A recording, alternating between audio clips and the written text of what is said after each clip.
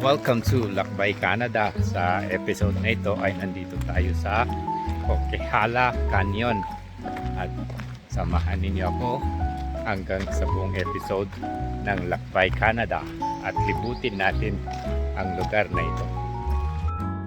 So mga kalakbay, nandito tayo ngayon sa Bukana at ito yung trail na papasukin natin at susundan natin hanggang marating natin ang canyon. So dito pa lang ay napakaganda na, napakaganda ng simoy ng hangin ngayon dito. Medyo maaraw siya pero tamang-tama lang yung blending ng temperature. Ayan, ito makikita nyo dito sa gilid may isang river na napakaganda. Yung tubig nga niya ay napaka green. May mga rock formation din na makikita dito. So makikita natin yung mga bitak-bitak ng mga bato at sa ibabaw nito may mga puno ng evergreens. Ayan.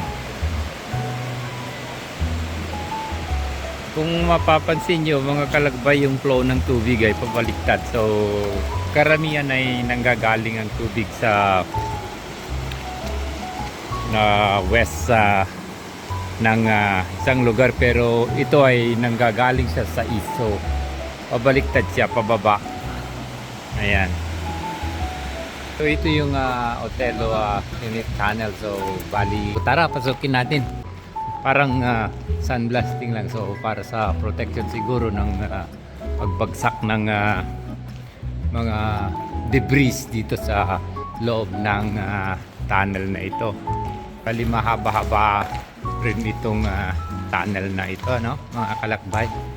So habang pumupunta tayo dun sa dulo is parang lumiliit siya. Ayan. So habang ine-explore natin ang loob ng tunnel mga kalakbay, meron tayong nadaanan dito na buhay na tubig. So nanggagaling ito sa ibabaw. Ibig sabihin nito ay may kadugtong ang bundok na ito. So bali malapit na tayo dito sa may ending ng first tunnel. Ito yung isa sa mga breathtaking na makikita dito sa Coquihalla. Ito yung paligid ng tunnel.